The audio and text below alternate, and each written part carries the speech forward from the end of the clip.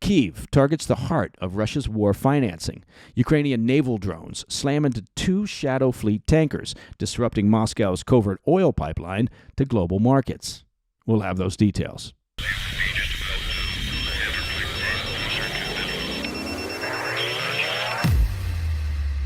Ukraine has opened a new front in the economic war against Moscow, one aimed not at troops or command posts, but at the heart of Russia's sanctions-busting oil network, its tanker fleet that carries its illicit crude around the world. Ukrainian naval drones hit two tankers from Russia's so-called Shadow Fleet in the Black Sea. Now, those vessels were headed to load oil for export. According to a Ukrainian security official speaking to Reuters, the strikes targeted tankers named Karos and Virat, both of which have been previously sanctioned and flagged by Western intelligence services as part of Moscow's illegal oil transport system. Fires broke out on at least one vessel, crews were evacuated, and the official said both tankers were effectively taken out of service. Forbes later reported additional details. These weren't minor hits. Satellite imagery and Ukrainian sources suggest the strikes occurred off the northern Turkish coast. That's well outside Ukrainian territorial waters. That means Ukraine is now extending its maritime drone campaign deeper into the Black Sea, hitting ships that Russia believed were operating safely under the cover of international waters. Kyiv has targeted Russia's maritime and oil network in the past, of course, but this weekend's attack is different. These were Shadow Fleet ships, the workhorses that move Russian crude around the world. So you ask, why hit these particular tankers? Well, because they're part of a massive sanctions-evading machine, one that helps Russia move its oil, earn its revenue, and keep financing the war. And that's where today's backstory comes in, because the phrase Shadow Fleet gets thrown around a lot, but it's worth taking a moment to explain what it actually is and why it matters.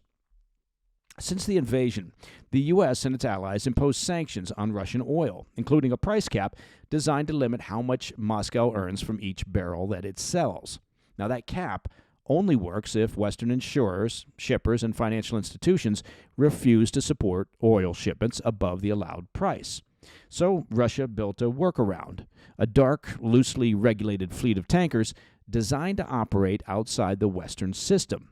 Now, this Shadow Fleet is huge. Estimates vary, but depending on the source, Russia now controls or relies on anywhere from 1,000 to nearly 1,400 tankers operating under shell companies and opaque ownership structures. Many are old, some more than 20 or 30 years past their prime. Most are questionably maintained. Almost all of them carry a level of risk that makes Western insurers deeply uneasy. And that's the point. These ships don't use Western insurers. They don't use Western financing, and they avoid Western oversight altogether. They essentially run dark. They turn off transponders. They conduct ship-to-ship transfers to obscure where the oil comes from. They hop between ports with lax oversight. And they deliver Russian crude to countries willing to buy it, often at prices well above the cap. This fleet has been enormously profitable for the Kremlin. Even with sanctions in place, Moscow has been earning tens of billions of dollars annually by selling crude through this parallel system. So from Ukraine's perspective, the logic is, straightforward. If you can't stop the oil at the wellhead and you can't stop the buyers, then you go after the ships that make the whole scheme possible. You ask, okay, is this going to cripple the Shadow Fleet? And the answer is no, at least not by itself. A fleet of 1,000 tankers won't collapse because two vessels were taken out. But it does send a message. These ships are not off limits. And it raises the operating costs of every tanker in that system. Owners may demand higher payments for risk. Crews may get harder to recruit. Insurers, even the gray market ones, may walk away. Ports may be more reluctant to let these vessels in. All of that erodes the economic viability of Russia's sanctions evasion model. There's another angle, too, and that would be safety. Maritime experts have warned for months that the Shadow Fleet is a ticking time bomb. Old, poorly maintained tankers moving millions of barrels of crude with minimal oversight. An attack on one of these vessels carries real environmental risks. And if one of these ships goes down in the Bosphorus or the Dardanelles or another congested shipping lane, the consequences could derail international trade. But from Ukraine's standpoint, the risk is worth it. Moscow's war machine depends on money. Their money depends on oil, and oil depends on the ships that carry it. That shadow fleet is a lifeline, and Ukraine just proved it can be hit. So here's what we should be looking for in the coming days. First off, whether Ukraine repeats this action. A one-off strike is symbolic, but a sustained campaign of these strikes could be very disruptive.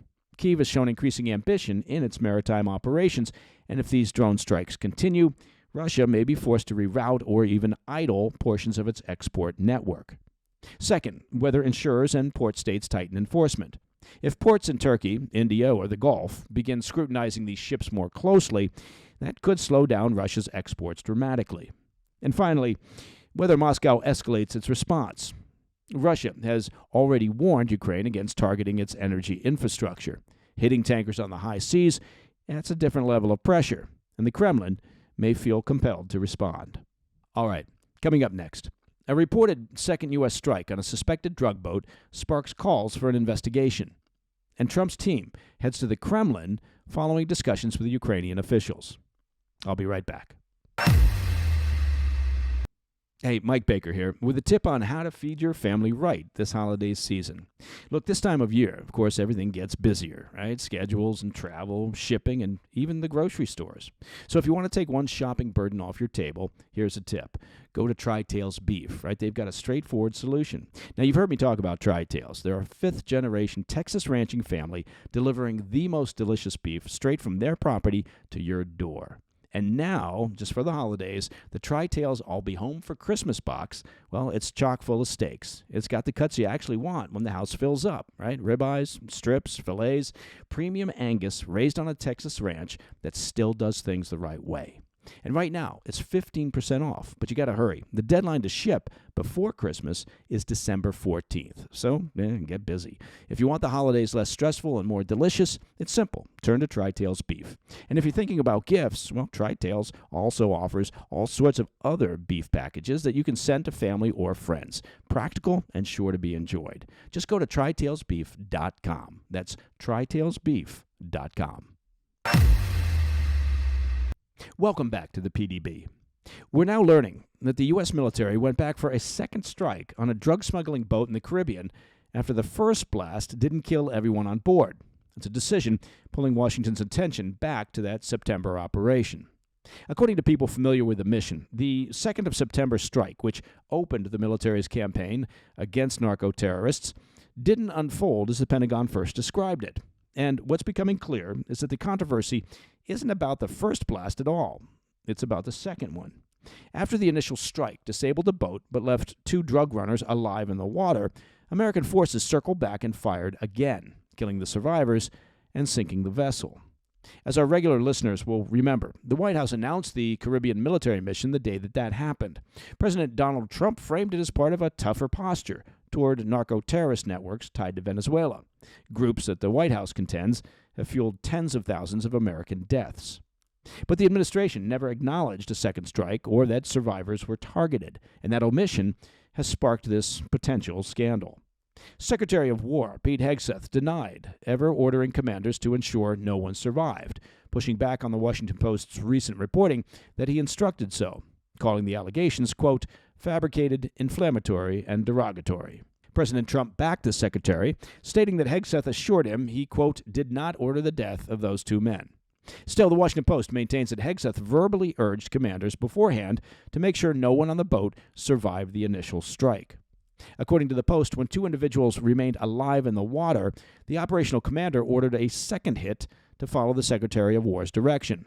And people briefed on the mission told CNN the military knew survivors were present before the follow-up blast. But Pentagon officials have presented a different rationale, telling reporters and lawmakers the second strike was carried out to sink the damaged boat so it would not become a navigational hazard. However, sources familiar with the briefing saying this is the only known case where survivors were deliberately killed, and that distinction is what's driving the legal questions. Some legal experts argue that killing survivors or individuals no longer posing a threat violates the law of armed conflict, and those concerns exist within the Pentagon as well. Admiral Alvin Halsey, the head of U.S. Southern Command, raised legal doubts during a tense meeting with Hegseth and Joint Chiefs Chair General Dan Kane, and later offered to step down. He will leave his post in December. That's just a year into his tenure. On Capitol Hill, lawmakers from both parties are demanding more clarity. The Republican-led Senate and House Armed Services Committees have launched separate inquiries, promising, quote, vigorous oversight, and pressing the Pentagon on how the September double-tap strike fits within the rules governing this campaign. The committees also point to the contrast with recent missions, such as an October strike, where U.S. forces rescued survivors and repatriated them. The Trump administration says the campaign rests on firm legal ground. Administration officials cite a classified Justice Department opinion that designates more than 24 drug cartels as foreign terrorist organizations. It's a determination lawyers say authorizes lethal force when traffickers pose an imminent threat. Trump has made his administration's position clear, saying last month, quote, I think we're just going to kill people that bring drugs into our country, end quote. Despite the political backlash, the campaign continues. Pentagon officials say the U.S. has carried out more than 20 strikes on vessels tied to drug trafficking networks since September, killing more than 80 people. The administration says every mission is lawful, tightly vetted, and aims squarely at narco-terrorists that it says are responsible for staggering levels of American drug deaths. So, as the House and Senate committees move forward with their inquiries, the White House says the mission can't lose any momentum, pledging to push on so long as the narco-terror networks still feed drugs into the country. All right, shifting to peace talks. President Trump is sounding optimistic, saying there's a, quote, good chance at a deal between Russia and Ukraine. But the road ahead, of course, runs through the Kremlin, where unresolved territorial demands still must be dealt with. After a weekend of what Washington called, quote, very productive stateside talks with Ukraine, Trump's team is treating this next step almost like a stress test, the moment when they'll find out whether the progress on paper can survive a face-to-face with Russian President Putin. Well, of course it can survive if the intention is to give Putin what he wants. Kyiv, meanwhile, is trying to keep the momentum going. Ukrainian President Zelensky described the U.S. talks in a post on X as, quote, very constructive, even as he acknowledged that the toughest issues are still sitting on the table. And the shift over just a few days is noticeable. The original 28-point peace plan that rattled Ukrainian officials last month by favoring Moscow was gutted in Geneva to a 19-point version that they can actually keep negotiating over. That's a change in strategy that Kyiv credits to President Trump's envoys. Those Geneva revisions set off a rapid diplomatic sprint. In Florida over the weekend, Witkoff, Secretary of State Marco Rubio, and Jared Kushner huddled with the Ukrainian delegation that had just been reshuffled after Kyiv's top negotiator resigned amid the country's ongoing corruption scandal. Rubio told reporters that, quote, so much work remains, but framed the current plan as another step toward aligning both sides around a workable plan. Ukraine's team, consisting of National Security Advisor Rustem Umerov, the Chief of Staff of the Armed Forces, and Kyiv's Deputy Intelligence Chief, seemed to agree. Umerov said the talks produced, quote, substantial progress. But the central obstacle hasn't changed. That would be territorial control. Both Moscow and Kyiv acknowledge that it's the core issue, the one that will ultimately determine whether a peace deal is even possible. The two sides remain worlds apart on what territorial compromise even looks like. Ukraine says giving up land would tear the country apart politically, and Zelensky has tried to push the issue directly with Trump instead of locking in any commitments.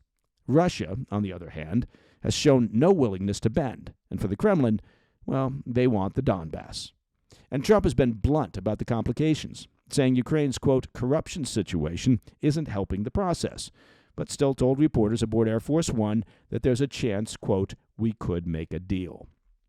The president has made it clear he'll only meet Zelensky or Putin once those final gaps are small enough to close, a sign he's keeping personal diplomacy in reserve for maximum leverage. But Putin, for now, is sticking to his script. He repeated that fighting will only end when Ukrainian forces withdraw from Russian-occupied territories, warning he'll seize them, quote, by force if they don't, despite frontline gains moving at a snail's pace and the casualty count climbing. For what it's worth, if Kyiv is strong-armed into accepting Putin's territorial demands, along with his insistence that Ukraine limit its future military and never join NATO, then yes, you can get a peace deal. It's called appeasement. Otherwise, the option is to increase the sanctions on Russia, further squeeze their economy, and create a situation where Putin can either come to the table and accept a deal or risk losing his grip on power. That imagined middle ground where compromise happens, well, that's not a place where Putin operates. All right, coming up in the back of the brief, U.S. F-16s scrambled near Mar-a-Lago, firing flares to intercept a civilian aircraft that strayed into restricted airspace. I'll have those details when we come back. Hey, Mike Baker here. Well, now the holidays will, of course, be here before you know it. And for many families, of course, that means excitement. But for some, a little stress. Look, between gifts and travel and higher prices, it is easy to feel overwhelmed, especially if you're already relying on credit cards to cover the basics. So if that debt is piling up, you're not alone. And if you're a homeowner, maybe you've already considered reaching out to American Financing, but you hesitated because you don't want to give up your low mortgage rate. Well, that's why the folks at American Financing created what they call the Smart Equity Loan. It's a simple, smart way to get your finances back on track without giving up your low mortgage rate. Unlike a HELOC, which of course can fluctuate with the market, the Smart Equity Loan offers a fixed rate, so you'll have one predictable monthly payment. It lets you use your home's equity to pay off high-interest debt, free up your cash flow, and still keep your existing mortgage intact. There are no upfront fees, and that's important. So to find out if you qualify, just dial the number 866-885-1881. Again, that's 866-885-1881. Or just visit americanfinancing.net/PDB. In today's back of the brief, we've got an unusual scene out of southern Florida where U.S. F-16s were scrambled over the weekend to intercept a civilian aircraft that wandered into temporarily restricted airspace near Mar-a-Lago. NORAD says the incident happened late Saturday afternoon, just after 4:20 p.m., when a small plane crossed into the security perimeter that was active while President Trump was staying at his Palm Beach residence. According to officials, the pilot did not respond to standard radio calls, which triggered the next step in the playbook. That would be two F-16s launched from nearby bases to make visual contact. As they approached, the jets deployed flares. That's a common tactic used to get a pilot's attention when radio communication fails. The civilian aircraft eventually responded and was guided out of the restricted zone without further issue. According to authorities, no hostile intent is suspected here. In fact, NORAD stresses that most of these episodes are accidental, usually the result of a pilot misunderstanding or ignoring temporary flight restrictions, or not checking the day's notices to airmen. But those mistakes still matter, because restricted airspace is exactly that, restricted.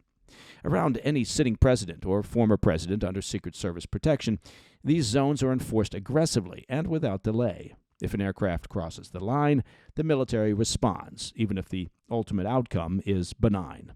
If this story sounds familiar, it's because incidents like this happen more often than most people realize. Over the past few years, jets have been scrambled multiple times near Mar-a-Lago for the same reason: civilian pilots entering the security ring either by accident or carelessness. Each time, the response is nearly identical: intercept jets, flares, visual communication, escort. It's a routine mission for NORAD, but one that always carries a small margin of risk: fast-moving fighter jets, startled civilian pilots, and very little time to make decisions. Officials say there were no injuries, no damage, and no threat to the public on Saturday.